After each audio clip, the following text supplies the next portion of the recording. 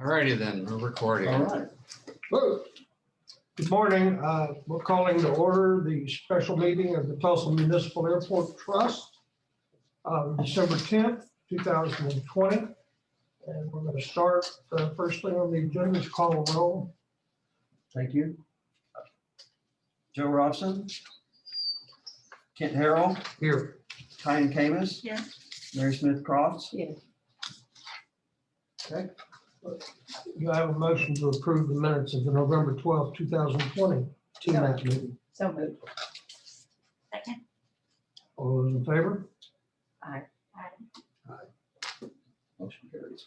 All right, we're going to review and receive the audited financial statements of TMAC for the fiscal year ended May 31st, 2020. Is that Taylor Griffin? Taylor? Good morning. Can you all hear me okay? Yes, now we can see you too. Okay, I'm here.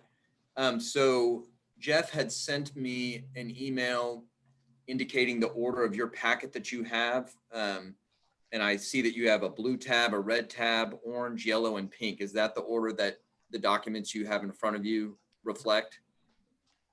Yes. Okay, I'll go through those. On the blue tab is the management representation letter. This is just the letter from TMAT to us outlining your responsibilities with respect to the financial statements, and just kind of agreeing that the trust takes responsibility for the financial statements and that you've provided us with everything that we asked for. So that's on the blue tab. That's a standard letter. There's nothing significant there. The red tab is our management letter, and this is with respect to the TMAT audit. And this is where we would indicate if there were any control deficiencies or significant matters, journal entries that we've posted, difficulties with management, disagreements with management, they would be outlined in this letter, but we didn't have any such matters. The only thing we did point out in the management letter on the red tab is any sensitive disclosures. And we think that the two most sensitive disclosures with respect to the TMAT audit is our disclosures of minimum lease payments to be received from American. For those that read the report, it's important to know how much is expected to be coming in the door in the future, as well as TMAT's commitments for debt service of what they're going to have to pay interest on the bonds in future periods. Secondly, we also disclose the impact COVID-19 has had on American is significant to TMAT's audit report as well. So that is at the end of the audit. Those were the two sensitive disclosures that we pointed out, but we didn't have any other significant matters to report in that management letter. The orange tab is related to the audit of the schedule of plant and equipment leased from TMAT. And similarly, we didn't have any significant matters to point out with respect to that audit. And that's really a schedule of fixed assets, if you will, that is leased. And no adjustments from the financial statements that have been presented by your accountants were made. And same thing with the TMAT audit. We didn't have any journal entries that we proposed. So the financial statements you see today are the same as those that have been prepared by your internal accountants. I'm now going to move to the yellow tab, which is our audit of the schedule of plant and equipment. This is just a 4-page, once you get past the contents, a 4-page report. The independent auditor's report presents an unqualified opinion. We say that the schedule presents fairly. We didn't have any matters noted that would change that opinion. That's the highest level of assurance that we can give. Pages 2 and 3 is a listing of all of the plant and equipment leased from TMAT, the cost and the depreciation associated with those assets on pages 2 and 3. And it's grouped by bond issue. Similar to the prior year, there wasn't much change from 2019's engagement to 2020's engagement. And then finally, on page 4, we do have a couple of small footnotes. This is different than a full financial statement audit, so there's not near as much disclosed. on the plant and equipment audit, as you'll see in the TMAT audit. And then finally, the biggest part of the engagement is what's in your pink tab, and that's the full audit of the TMAT financial statements. You'll notice on page 2, under the title opinion, we have an unqualified opinion with respect to the TMAT financial statements. So again, the highest level assurance that we can give is an unqualified opinion. Page 3 is your statement of net position, or essentially your balance sheet. Pretty consistent year from 19 to 20, no new bond offerings, no significant changes to your fixed assets. And really, as you flip to page 4, the big components is that you have rent income, that is your source of income, as well as interest income. And then the two biggest line items of expense are interest expense on the bonds and depreciation on the assets that you own.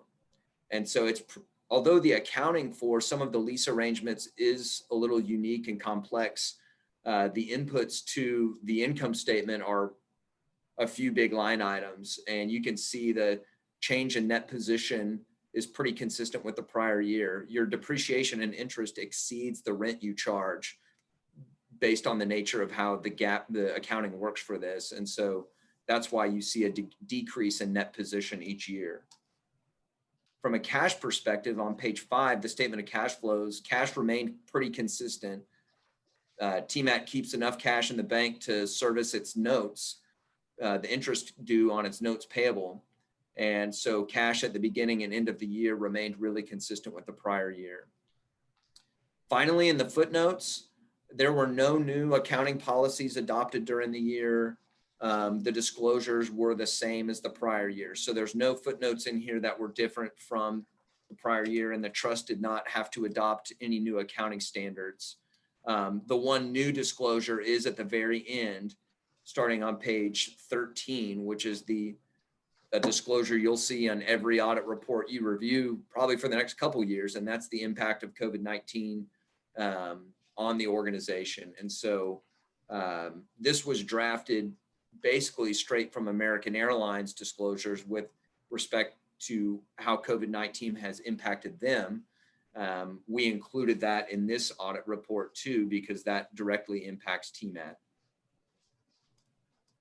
Finally, at the very end, pages 17 and 18, because this report is done in accordance with government auditing standards, we have to report on internal control and compliance.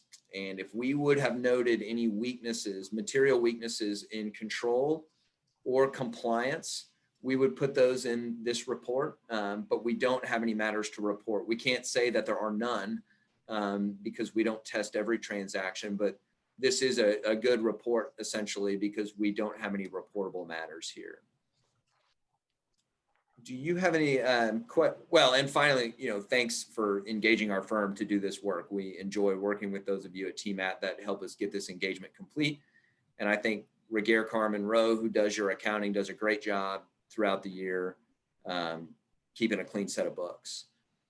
Do you have any questions for me with respect to what we did or anything you may have noted in the report that you had a question about? Any questions? Do we need to vote to No, just accept receive it. it? Just to receive it. No, we didn't need to vote. Don't need to vote? Okay, we've received your report. Thank you, Taylor. Thanks, Taylor. Great. Thanks. Thank you all. Have a good meeting. Thank you. Okay, and we received the report. If there's no new business, do I hear a motion to adjourn the Municipal Airport Trust? Move to adjourn the meeting. Second. All those in favor? Aye. Meeting adjourned.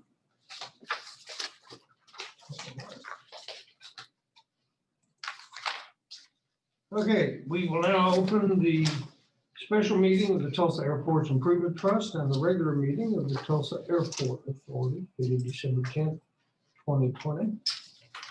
And the first call roll. Thank you. Joe Robson. Joe's here. I don't think you can't count. Yeah. Oh, And then Ken Harrell, here. Kyan Camus, Here. Mary Smith Cross? Here. Okay. Okay, so First, we're gonna need a motion to approve the minutes of the combined November 12th, 2020 meeting. Move to approve the minutes. Second. All those in favor? Aye. Motion passes. Finance and operating. all right, I get to start things off, and I wanted this year to give you an update on kind of our year and our business plan. If you recall, we launched the 2020 business plan. I think actually you all got the presentation in February because I don't think we had a January meeting. But at that point, COVID was in our vocabulary, but it wasn't really known at that time, the impact that it was going to have on our organization. But if you recall, our 5 primary areas of focus were our employees, our customers, air service, property growth, and then our financial health. But then COVID came in and kind of disrupted everything we were doing. And while these were still our 5 focus areas, it definitely kind of changed how we really responded to what our priorities were. Our priorities kind of shifted from growth to survival and helping our customers survive. And so just when looking at the original business plan, here is kind of a status report on where we are with our different projects. So we did launch our internship program. In fact, today is our intern's last day from his fall semester. He's going to head back to Virginia this weekend, but that's been a great refresh for us. He's really engaged with all of our team, something we will continue. We've really been focusing on training for our employees. So our airfield operations team has an enhanced duty plan. So they each are focusing on different areas of the airfield to give them more expertise in those areas. Something else we did is provide additional training like for airfield maintenance. One thing that I'm really proud of is that we only have 5 injuries this year, which is the lowest it's been in quite some time. Knock on wood, that we'll continue that through the rest of the year. One thing that did get delayed, we wanted to provide a training opportunity for our employees to become certified members of the AAAE program, and because of COVID, that really was put on hold. I'm happy to say, though, that we are doing a virtual training program that will launch in January and be complete in February. And I believe we have 17 employees enrolled in that program.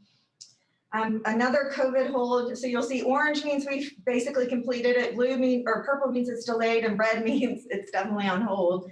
And so we were going to do an exchange of employees, like send employees to Wichita or send employees to different airports and take their employees here. So we really could benefit from information exchange and identify best practices. We did launch an internal communication portal called Paylocity. That really helped us kind of streamline our payroll functions, lowered our costs, at the same time provided a venue for our employees to have a forum, like a social forum where we could recognize each other, celebrate anniversaries, things like that.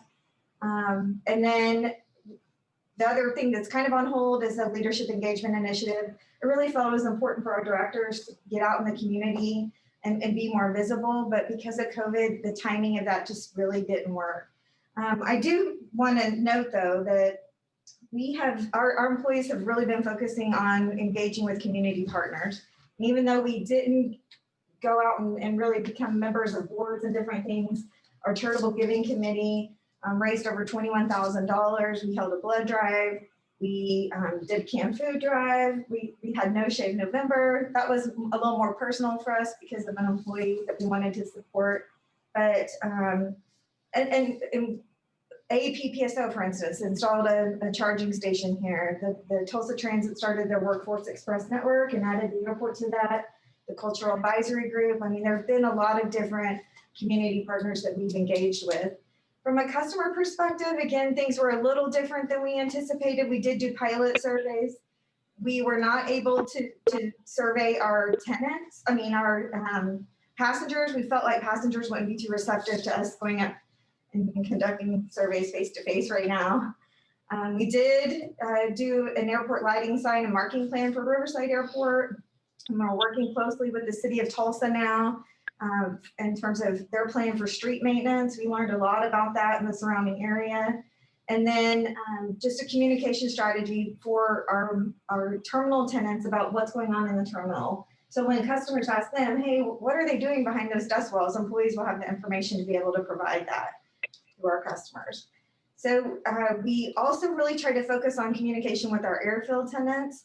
And our goal is to get at least 75% of our pilots saying that they are informed about what's going on at the airport. And it improved from 13% up to 56%. We didn't quite hit the 75% mark, but it's something we're going to continue to focus on for the year ahead.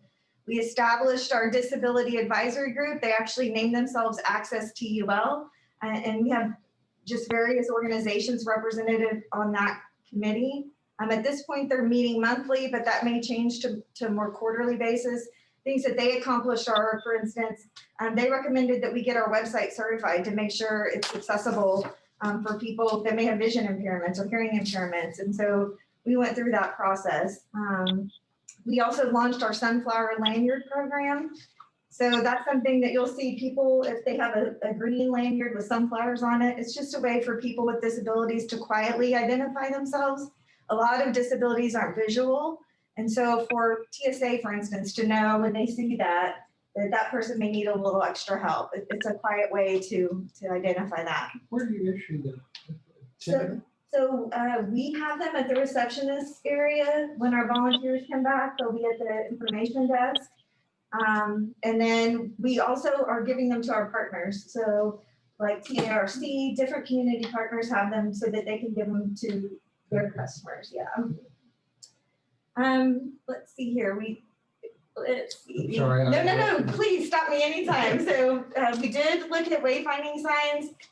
The challenge was everyone who wanted to provide input on that wanted to charge us for that. And we just decided it wasn't a priority. So that's kind of on hold for now. We did update the audio equipment in here, which the timing for that was important because we needed to be able to have these kinds of meetings. And then we decided to put on hold the Title I ordinance change. There were just so many other issues that took precedence over that, but that will be something that we will do in 2021. There's some language in Title I that needs to be updated. Continuing with our customers, even though our ambassadors aren't here in person, we continue to engage them. We have monthly meetings. In fact, we just had one yesterday with them. Jeff did a nice overview of the demographic of people who have accidents at the airport, because our volunteers are really the eyes and ears of the airport when they're out at their posts. So just want them to keep thinking about that so they can help maybe identify where there may be concerns.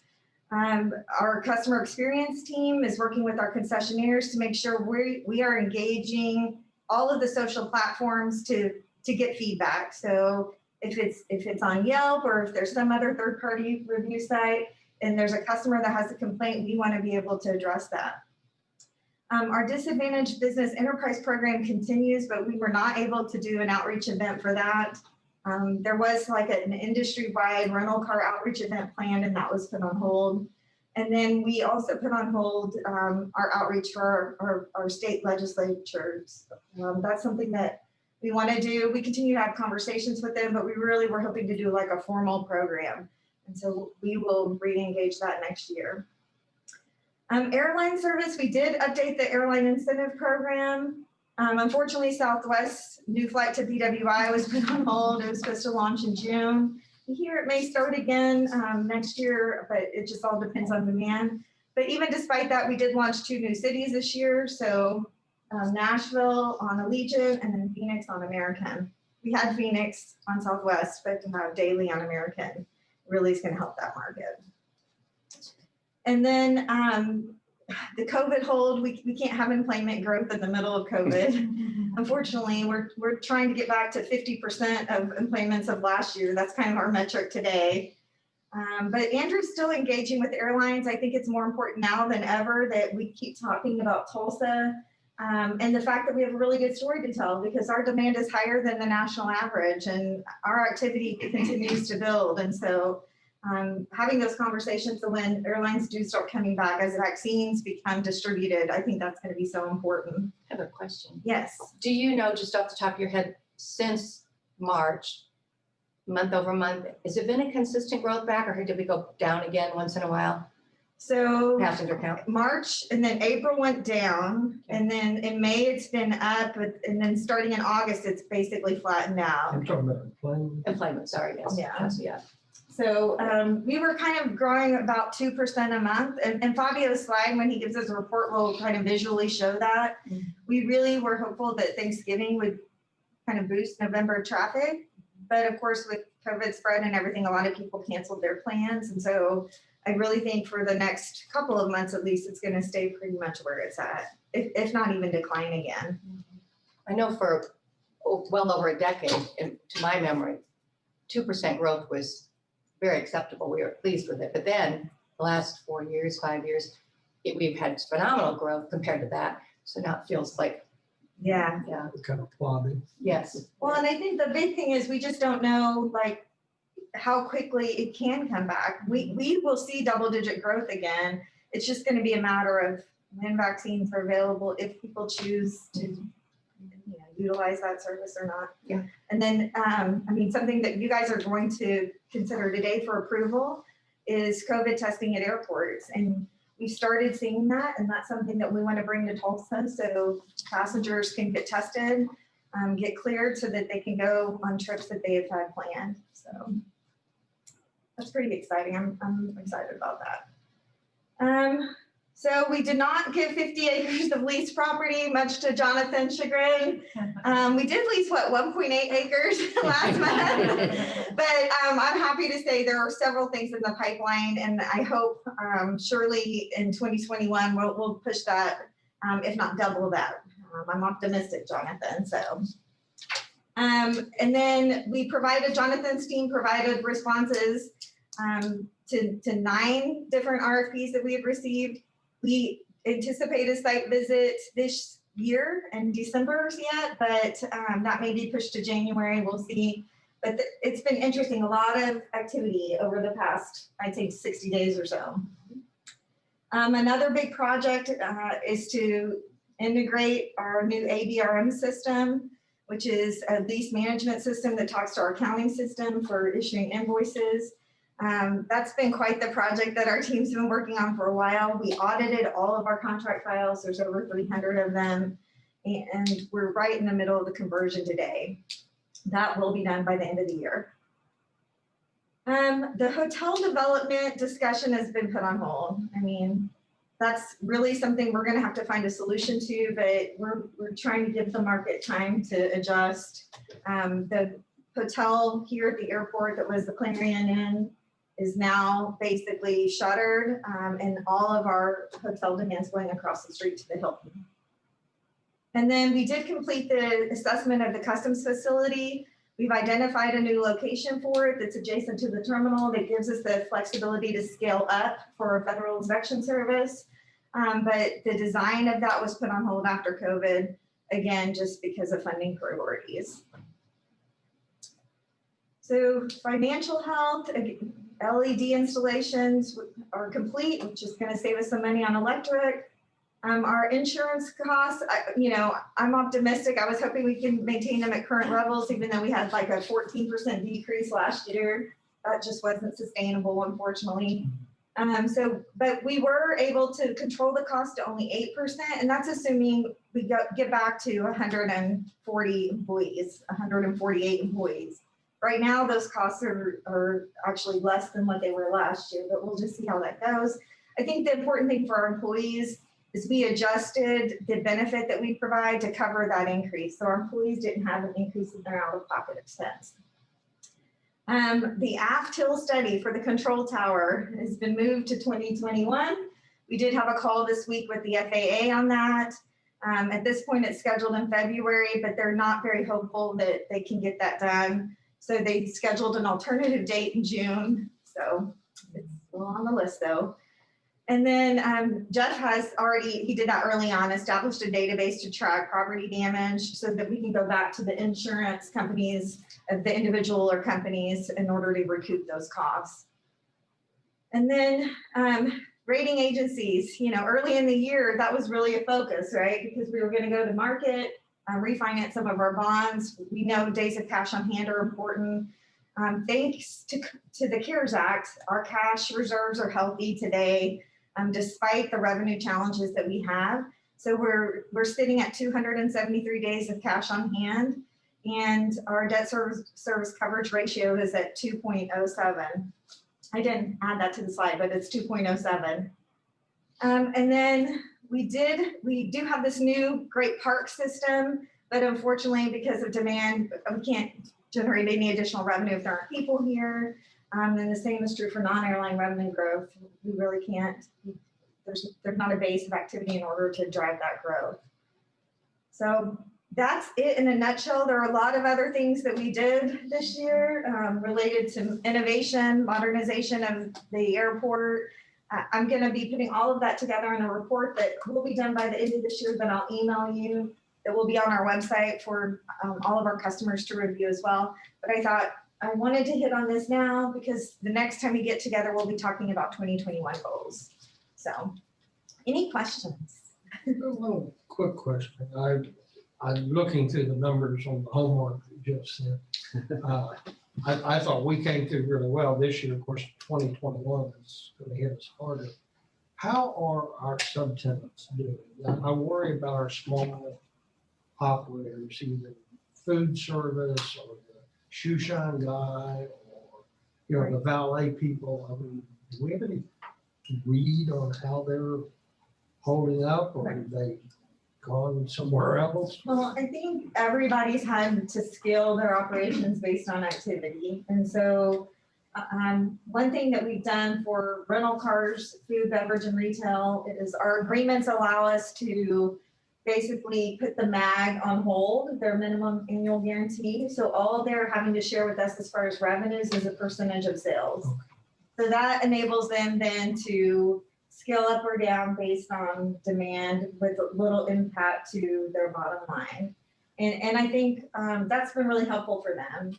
So as far as parking, that contract is a management contract for the airport. And so they scale up and down based on discussions that they have. Fabio manages that for us. And so we've just been making sure that we provide like adequate coverage in our economy lot and adequate staffing. But thankfully, because of the park system, so much of that's now automated. You can go through an exit lane without a person there, pay with your credit card and be on your way out the door.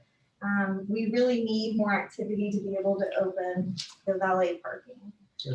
I talked with our massage folks last week, and I mean they were having pre-COVID, $500 days, and they're having about $100 days today. But they're happy with that, They say at least I have a place to come to work, because there are a lot of places where that's been closed down, and so I think everybody's just trying to make the most out of it. Thankfully, I mean, at this point for our shoe shine guys, this is the time of year for them. In the summer when people are wearing flip-flops, that's kind of tough.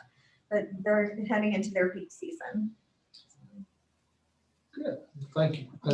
I just want to thank, I know your whole team for what you're doing with the leases.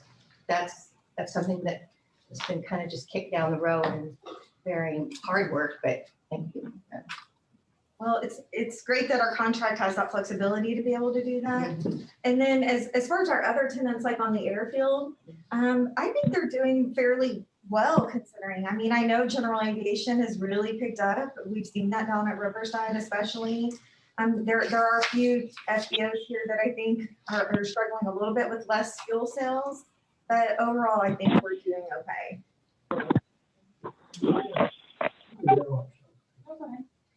Riverside, fuel sales are down, but activities up. Yeah. I'm wondering, okay, I think people are flying somewhere else to get their fuel. So we're back to that deal of we're the highest fuel provider, cost fuel provider in the area.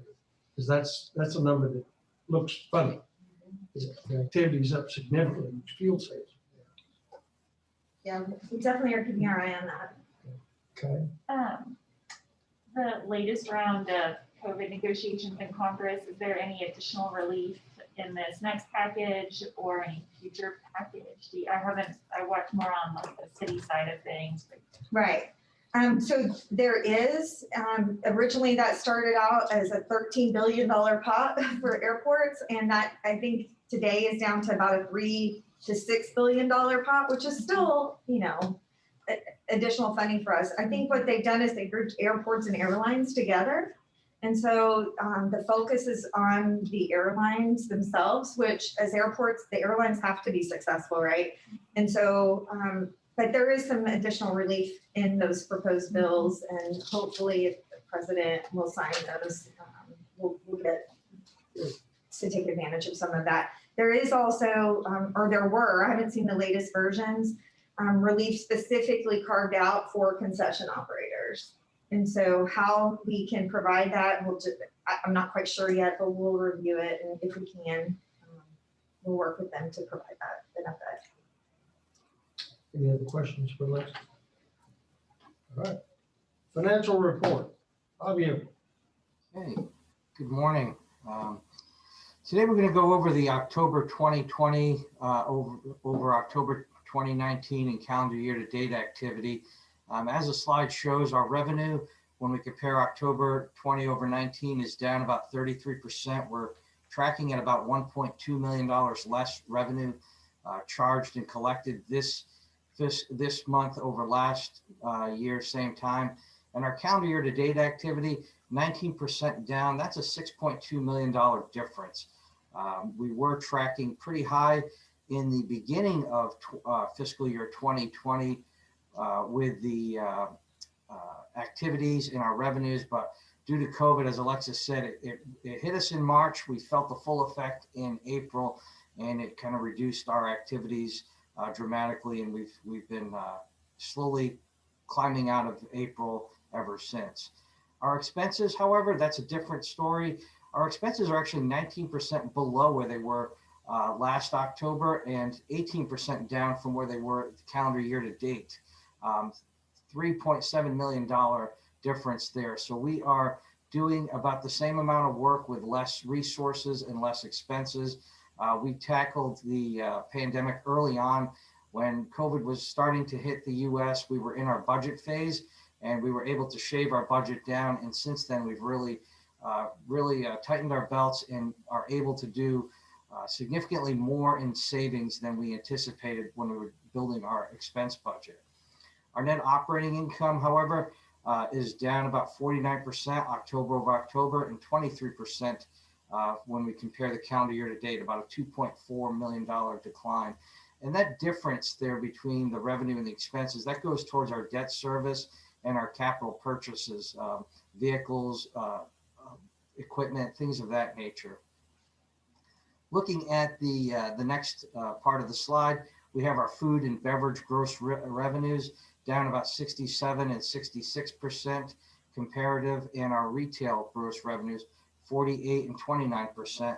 Collectively, those two categories, which make up our terminal portions of our terminal revenue, are down about $5.4 million when compared to the same point in the last calendar year.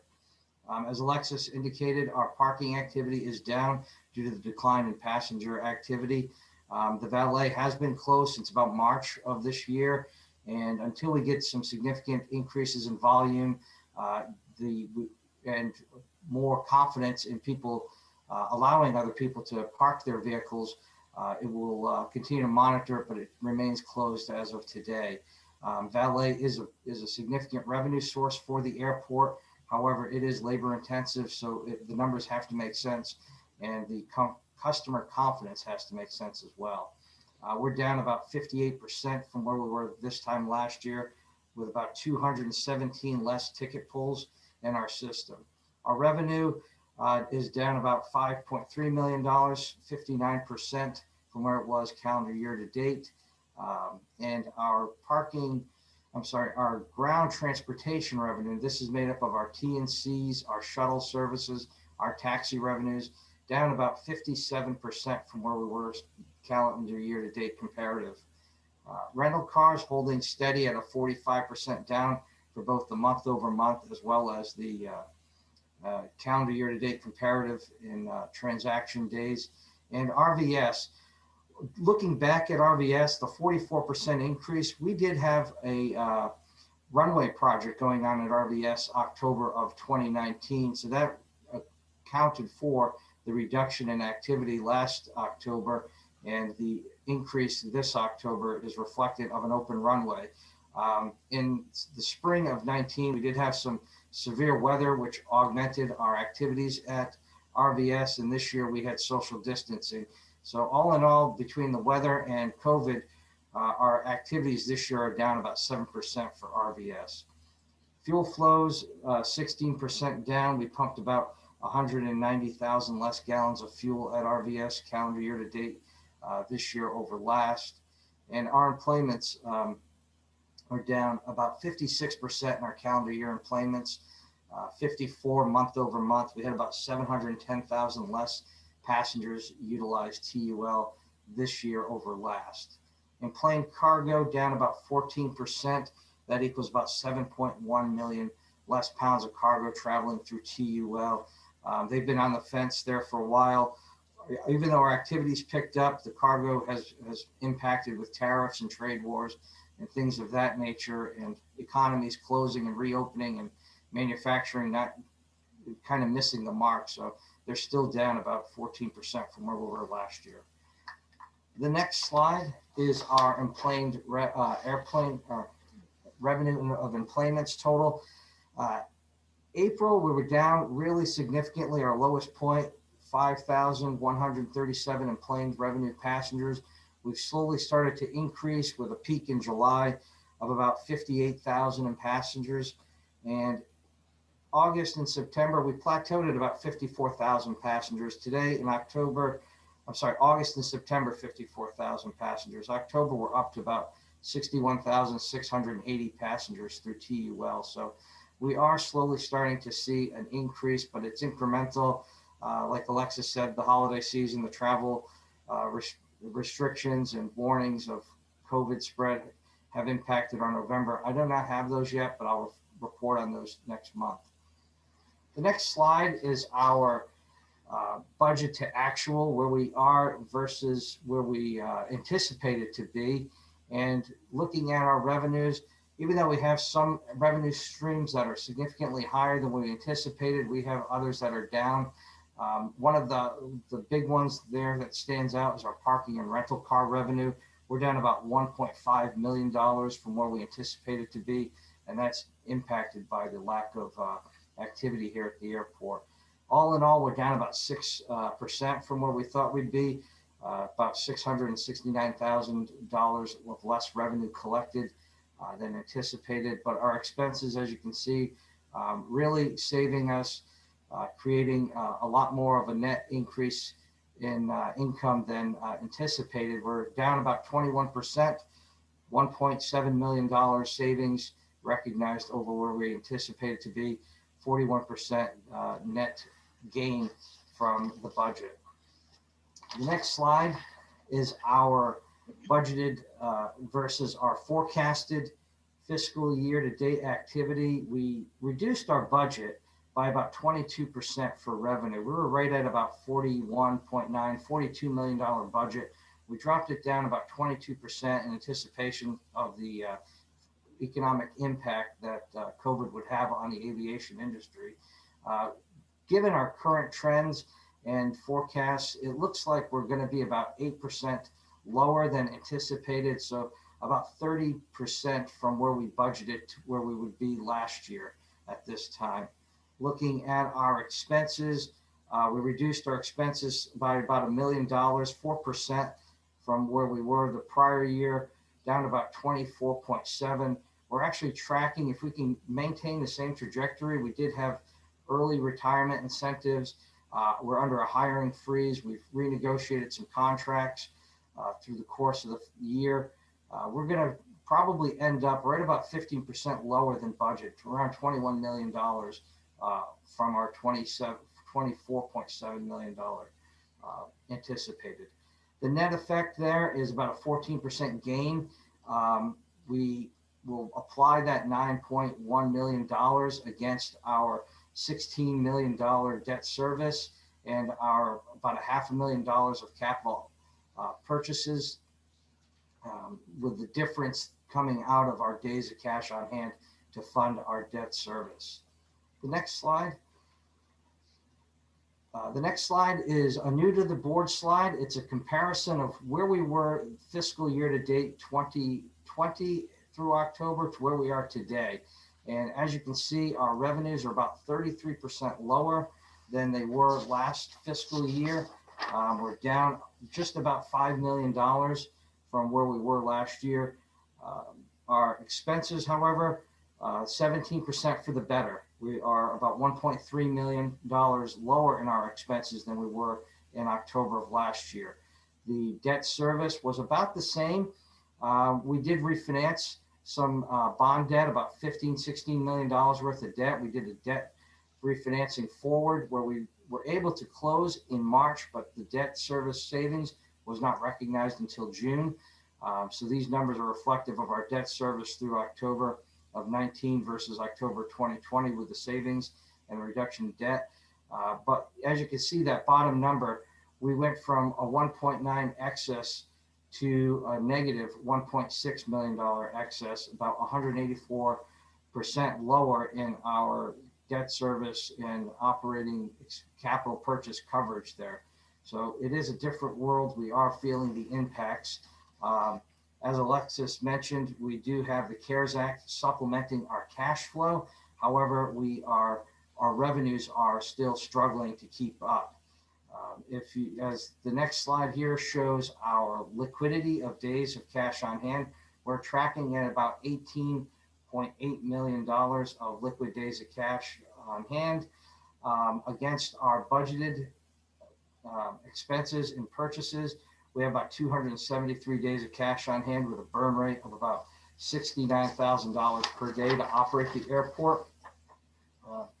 I did a little math on the side there, and if I forecast where we anticipate to be, we'd be right around 300 days with reduction of expenses. However, it's still too early to report on that. There's still a lot of fiscal year left. Looking at the middle of the slide, our annual debt service, just about $16 million. We've paid debt service through November. We have about 9.3 left to go. We should have ample coverage in our revenues, as well as a combination of using cash on hand to cover that debt service. The bottom of the slide shows our debt service reserve. We have 3 accounts that are dedicated to cover our debt service. We have about 13 months of debt service in reserves. Are there any questions?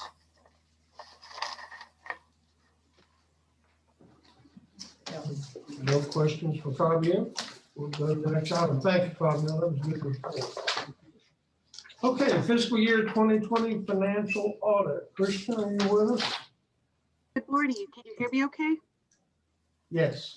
Okay, great. I apologize that my video does not seem to be picking up this morning. So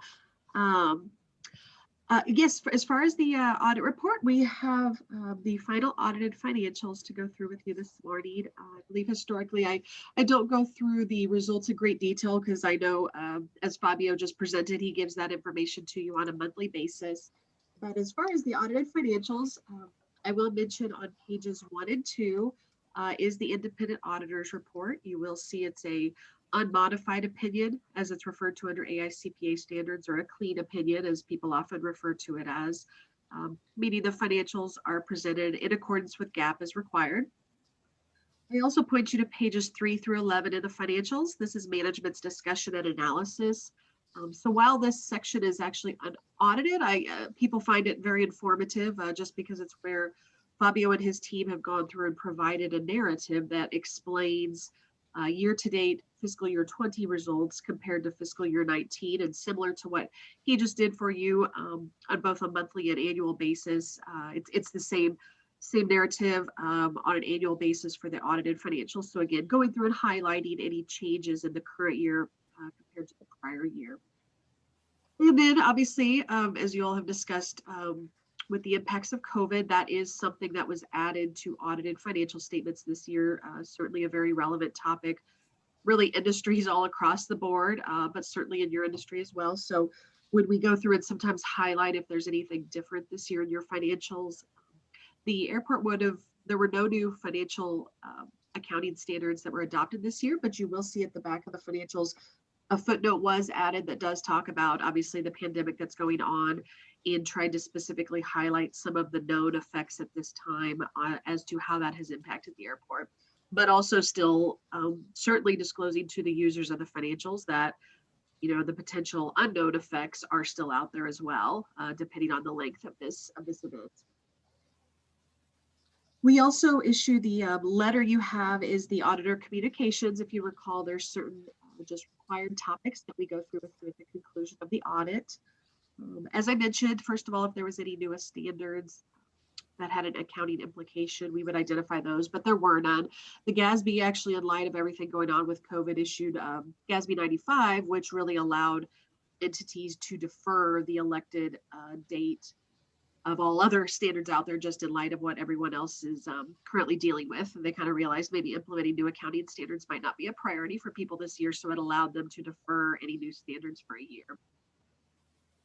Audit adjustments, there were none, so we will report to you if there was any audit adjustments identified compared to the original trial balance.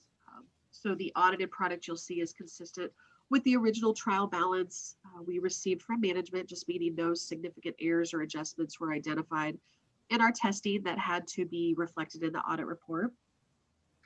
Internal control matters, you will see a letter in this packet as well. So auditing standards require us, if we become aware of any material weaknesses or significant deficiencies in internal control, that those are reported to you. There were none. So you'll see in the letter language to that effect. As a reminder though, the purpose, we always want to emphasize sometimes as a part of an audit, a financial statement audit, the purpose is not to come in and give an opinion on internal controls. So you will see that the letter always just serves as a reminder for that we have an obligation, if we become aware of anything, to report that to you, but there also is the potential that material weaknesses could be out there that exist just because they were not identified as part of the audit process, since we're focused on the accuracy of the financial statements in accordance with GAAP. But no matters came up to report back to you.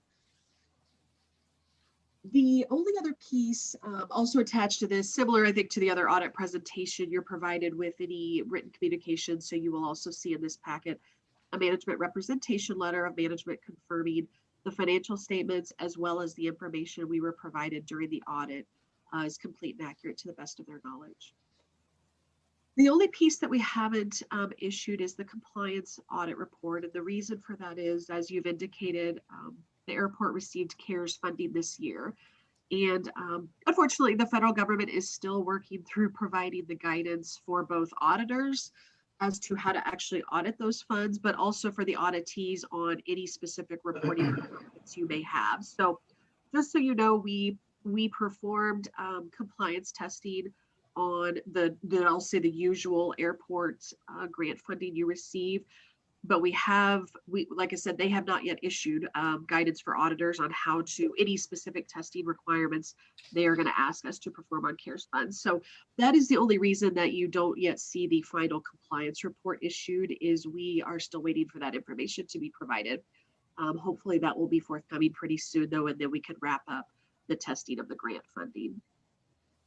I'll stop there. Are there any questions you have as it relates to the audit or the audited financials or other audit deliverables? Any questions for Christian? All right, thank you very much. We'll receive your report and look forward to getting the final report in the future. Thank you. Thank you. All right, item 5, approve TAIT's new holiday policy. Right, so this is the policy I presented last month. Basically what we're doing is changing by adding a floating holiday and taking away one that was a dedicated holiday to give our employees a little more flexibility. We don't need to do anything there, do we? Vote. Yeah. Do we need to vote on this? All right, call for a vote on the holiday policy change. Second. All those in favor say aye. Motion passes. All right, approve the 5-year capital improvement plan for fiscal years 2022 through 2026 for TAIT and RVS. Good morning. If you remember last month, I presented to you the 5-year capital improvement plans for both airports for your review. This month, we're bringing to you for your approval the same plans. They have not changed any since last month. There were no reasons to change anything. Numbers and everything were all the same. But to recap, the proposed CIP for TUL contains 24 projects totaling $48,240,000. And the proposed CIP for Riverside contains 4 projects totaling $4,295,000. At this time, management would recommend approval of CIP 2022 to 2026 for both airports. We have a motion to approve item number 6. So moved. Second. All those in favor? Aye. Motion passes. And item number 7, approve renewal of attorney engagement agreement with Connor Winter. Yeah, I'll take 7 and 8 together, All right. if you don't mind. So the first one is approve renewal of attorney engagement agreement with Connor Winters. That's Jason Patant for legal services to act as TAIT counsel. And then the number 8 is renewal of attorney engagement agreement with Leslie Batchelor for legal service related to the TIF development. And then those, any costs that we incur will get reimbursed by the TIF. So recommend approval for both of those attorney agreements. Do we have a motion on number 7 and 8? Second. All those in favor? Aye. Aye. Motions are approved. Okay, no capital improvement contracts items. Number 9, accept project and approve final payment for the electric generator replacement in the North Vault with Keith Construction LLC. Is that yours yet? That is Or Frank? Frank's. Is that Frank? Yes. Yes, sir. This is item 9. I must say that COVID had nothing to do with the delay of anything regarding this project. I would like to point out that the final payment to the contractor is in the amount of $7,750. And this is not a typo. The original contract was $155,000. The final cost of this project was $155,000. There were no change orders or change of quantities. And I would like to add that that is attributed to good design, good construction management, and also a good contractor. Management would recommend acceptance of item 9. Approval. We have a motion for item 9. Move approval. Second. All those in favor? Aye. Dissension? Same sign. Motion approved. Item 10, approve sublease and license agreement for terminal building with Alpha Medical Laboratory for operation of the COVID-19 testing site. This is a whole new idea, so we'll look forward to hearing about it. Jonathan's gonna present that. Yes, and hopefully with as many agenda items as I have, I'll get us out of here by noon, but I'll do my best. So we went out for an RFP, as Alexa said earlier in the board meeting. You know, we really want to offer our passengers a COVID testing site here at the airport. Some places are requiring a negative test within 72 hours. We had 4 respondents to our RFP, and we chose Alpha Medical Laboratory. They're actually local here in Tulsa. Something that's very, cool. I don't know a better word to put it. They have 4 different types of testing. They have the normal COVID PCR testing. As we've gone through this, the medical field has found out that the antigen testing, which is the rapid test, that's what they call it, is not as accurate as a PCR test. And so, you know, they will offer the antigen test if people require it, but they are saying they can turn around a PCR test in 25 minutes for just COVID. So not only is it 99.9% accurate, it's also 25 minutes, they'll have those results. Another very interesting thing they have another test that will test not only for COVID, but for flu A or B or RSV, because the symptoms are very similar for, you know, each of those types of viruses. And so with this, you can go in and say, okay, do I have COVID or do I have the flu? And how do I treat it, you know, going forward? So again, we're very excited to have them and to partner with them. They have said they hope to be up as soon as possible, but they're saying possibly by the first of the year for passengers. They might be up a little bit sooner than that, but again, with the logistics and everything, it might be first of the year. So again, we're very excited and we recommend approval. I would add to that, something else that we see a benefit of having the service on site is that all of our tenants can take advantage of testing their employees if that's something that they want to do. I think establishing baselines, especially given the environment we have today, is so important as with the asymptomatic spread. I think our tenants are going to be open to utilizing the service, and we certainly are going to look at it for our employees as well. Where are we gonna locate this? It'll be in the B baggage claim area. There's an area that was formerly a chapel that was really unutilized, and so that's where we're gonna put it. How is this paid for? The customer has to pay at the time of the test, and so they will get a receipt or some documentation that they can submit to insurance for reimbursement to them, but the customer is going to be responsible for paying that. Is this going to be just a zero-sum game for us as a service to our passengers, or is it actually a revenue? So it will be a revenue stream for the airport. We put it out there in the RFP that we would be willing to provide the space free of charge, and asked the different respondents to provide us with their best proposal for any type of revenue reimbursement. Consistently from all of the respondents, there was a 25% revenue share. I think, Jonathan, maybe there was one that was a flat fee, but it was all pretty much 25% across the board. That is correct. Very good. That's not the intent really though of this No, for us. I was gonna say, we Yeah. offered it as a service, I was just curious. as to Yeah, so what's interesting, what's happening in the industry right now is that the FAA is looking at COVID testing and understanding. I mean, you've heard American Airlines is going to start providing kits for their passengers. United's requiring it for all overseas flights. So it's becoming more common in the industry. And the question the FAA had is, airports, you can't necessarily pay for this for passengers, but you can provide the sites on site for free, which is something that they typically have not allowed airports to do. So they continue to evaluate it to figure out how airports can participate and support it, knowing that it'll drive hopefully additional traffic for our industry. I think it will. A 25-minute turnaround on a PCR test may be more than just airline tests. All right, we have a motion to approve item 10. All those in favor say aye. Aye. All those opposed, same sign. Item 10 is approved.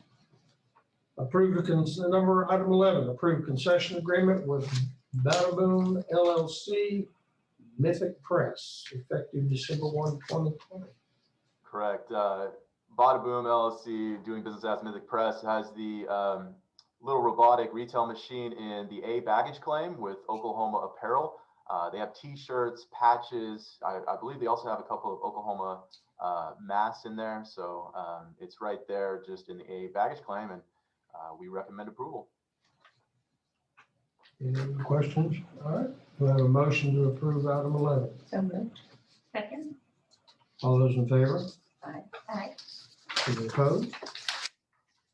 11 passes. Item 12, approved cargo facility sublease agreement with Meyer Logistics. Yes, sir. It's a 2-year agreement effective February 1st, 2021. We recommend approval. We have a motion to approve item number 12. Second? All those in favor? Aye. All those opposed? Motion passes. Item number 13, approved cargo facility sublease agreement with Empire Airlines for 1 year with a 1-year option to extend. Yes, sir. Again, this is effective February 1, and Empire is a affiliate carrier for FedEx. Move approval? Second. Move second. All those in favor? Aye. All those opposed? Motion 13 passes. Item 14, approved sublease and license agreement to the terminal building with ABM Aviation Inc. for 1 year. Jonathan? Yes, sir. They have 2 1-year options on top of that, and the standard rate, and that is effective January 1, 2021. Do I have a motion? Move approval. Second? All those in favor of item 14? Aye. Any opposed? Item passes. Agenda items 14 through 21 are sublease agreements, and they'll be taken as one. So yes, that's a little bit of a typo. It's 15 through 22, actually. What I'm going to do is basically summarize everything that's going on here. Russo and Smith Enterprises is purchasing 2 hangars from Bluefin Investments. What we have here is the mutual termination, the assignment, the mutual termination, the new sublease, and then the collateral assignment. So that's why there's so many items there, and we recommend approval. I have a motion to approve items 15 through 22 as a package. Move approval. Second. All those in favor? Aye. All any opposed? Items 15 through 22 are approved. Okay, items 23 and 24 will be considered together. Approved termination of the sublease for the northeast hangar development at Riverside Airport. Jonathan? Yes, sir. Richard Booth is terminating his current sublease, moving it into his trust, and we have assigned a new 15-year term sublease with the 2 5-year options at the standard rate effective January 1, 2021. Any questions? Move approval 23-24. Second. All those in favor of approval 23, 24? Aye. Items passed. Number 25, approved sublease agreement block 4, block 1C of the northwest hangar area of Riverside. Yes, sir. And NWA 24 LLC is a 15-year with 2 5-year options, and it's effective February 1, 2021. We recommend approval. All those in favor of item 25? Aye. Item 26 to 34 will be considered together. Jonathan? Yes, sir. So what 26 through 34 is we have Mr. Howard, Dan Howard, and Congressman Hearn. What they're doing basically is Congressman Hearn has 2 hangars that they are virtually swapping for the 1 hangar of Mr. Howard's. So this is all of the trail here for them to basically swap out the 2-for-1 between Congressman Hearn and Mr. Howard. And we recommend approval. Okay, do we have a motion to approve 26 to 34? Move approval 26 through 34. Second. All those in favor? Aye. Items 26 and 34 are approved.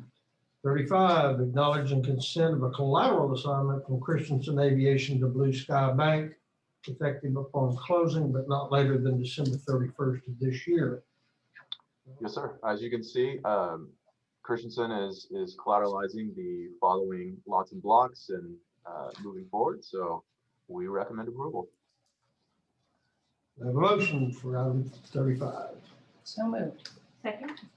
All those in favor? Aye. Item 35 is approved. Item 36, approved short cargo term facility sublease agreement, cargo building 1A with Horton Hydraulics. Yes, sir. Scott Horton is a gentleman just outside the airport to the south, and he called us needing some cargo space for a short term. So we were able to find him some space, and right now in today's world, I'll take all the income we can get. So we were happy to do it for Mr. Horton. Recommend approval. Move approval. Second. All those in favor of item 36? Aye. Item 36 is approved. Other TAIT business, there's no other TAIT business. TAA business, there's no TAA business. Do I hear a motion to adjourn? Second. All those in favor? Aye. Thank you. Thank you.